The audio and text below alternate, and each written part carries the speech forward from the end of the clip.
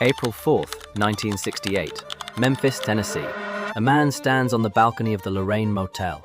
The air is thick, still, uneasy. Below, friends talk, laugh, call up to him. At 6:01 p.m., a single rifle shot breaks the air. Martin Luther King Jr. collapses. By 7:05 p.m., he is pronounced dead. The official story is clean. James Earl Ray, an escaped convict and drifter, fired the fatal shot from a boarding house across the street. 2 months later, he is caught in London under a false passport. He pleads guilty in 1969 to avoid the death penalty. 3 days later, he recants. He says he was framed. That reversal opens a door that has never closed. Was King's death the act of one man, or the outcome of a deeper design? Was it the CIA shielding foreign interests? The FBI silencing dissent at home? Or something even closer, a betrayal within his own circle of allies? The official story.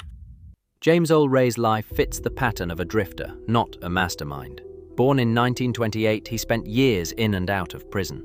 He escaped in 1967 and moved through the South under fake names. In March 1968, he purchased a Remington .30-06 rifle with a scope. The physical evidence is firm. Ray's fingerprints on the rifle and binoculars found near the scene. A rented room with a direct view of the Lorraine balcony. Eyewitness placement near the area. His immediate flight across state lines and eventual capture abroad.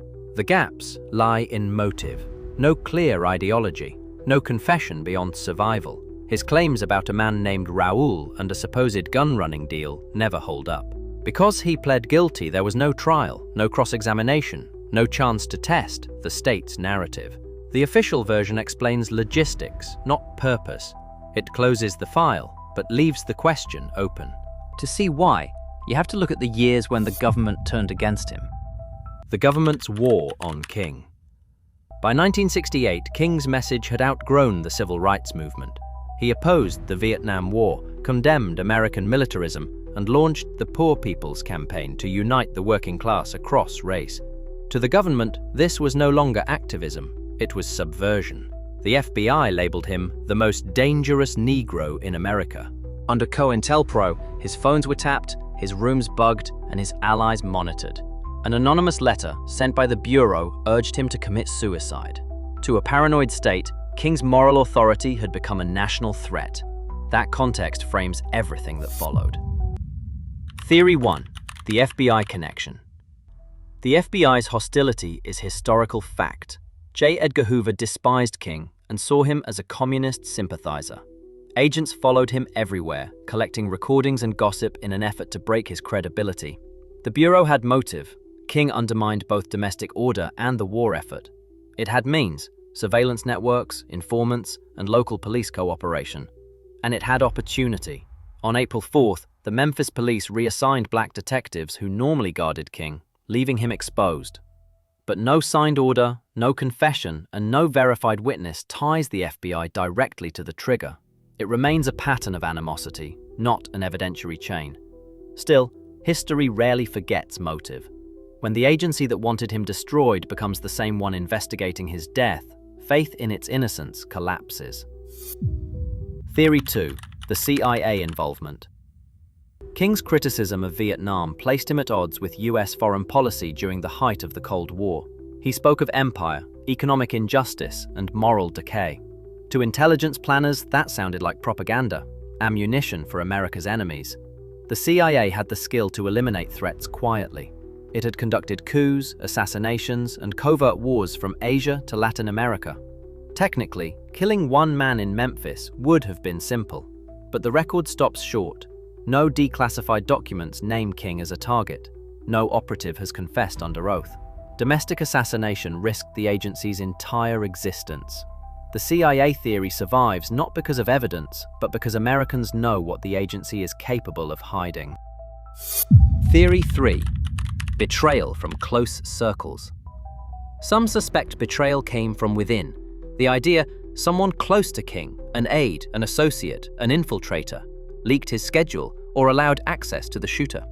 There were tensions inside his movement. Younger radicals doubted his non-violence. Local leaders resented his dominance.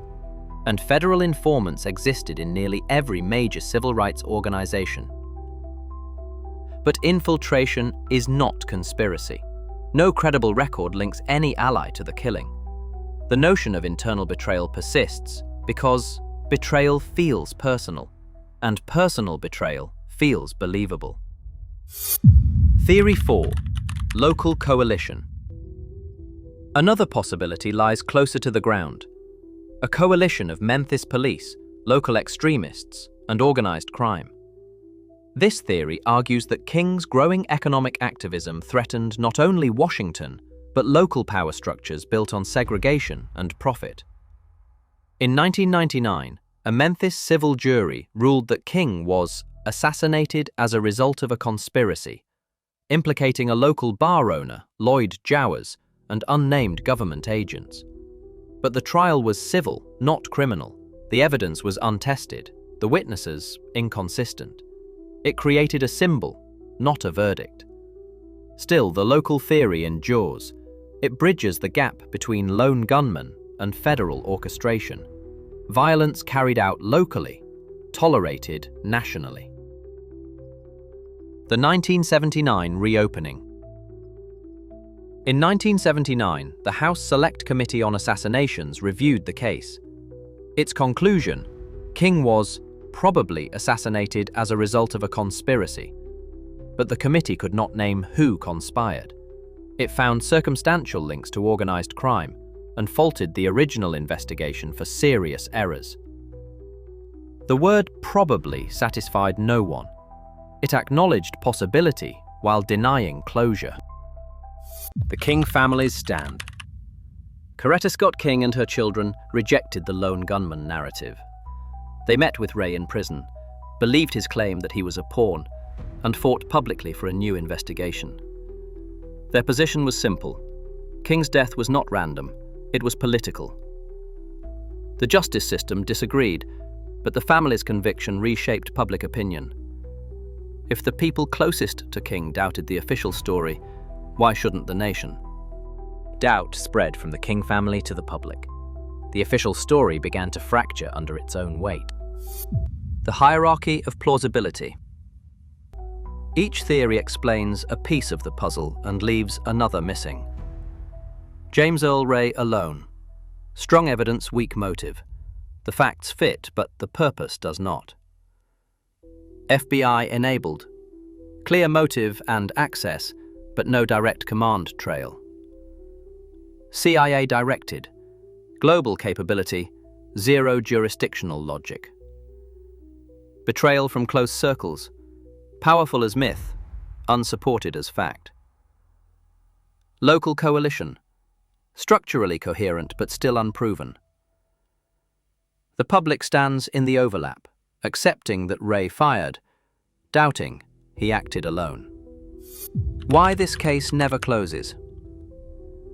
King had already been targeted by the state that later investigated his death. The investigators and the surveillors were often the same people. No public trial ever occurred.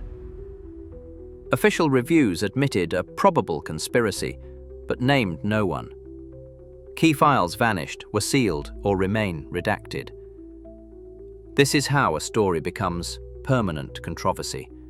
Solved on paper, unsolved in history. What would close it?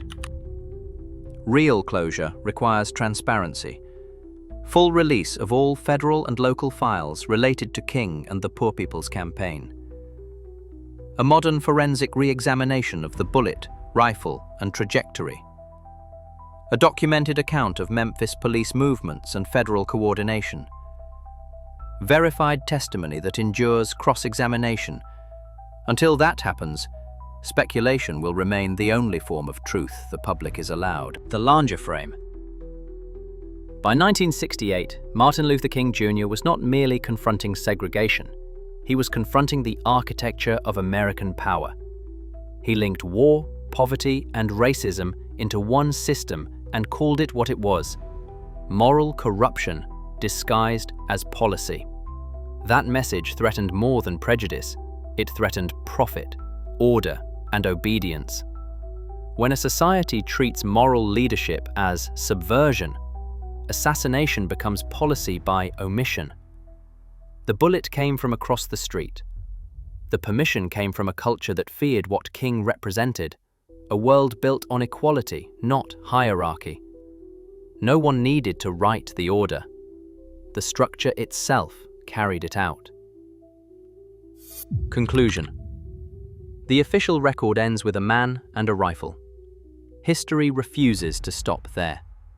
James Earl Ray's fingerprints, the rifle, the room, all real. His motive, his funding, his connections, all hollow. The investigations that followed closed files, not wounds. More than 50 years later, two truths remain. Martin Luther King Jr. was killed by a bullet, and the nation that created the climate for that bullet has never faced what it did. The system he challenged, war, inequality, fear, still stands. His death was not random violence. It was the cost of telling the truth too clearly. The shooter matters, but the motive of a nation matters more. Until that motive is confronted, the case will never close. The echo of that rifle shot still divides evidence from belief, justice from order, and memory from truth. In that silence, half history, half denial, Martin Luther King Jr. remains both martyr and mirror. The story isn't over. Help keep it alive. Like, comment, and subscribe for more untold history.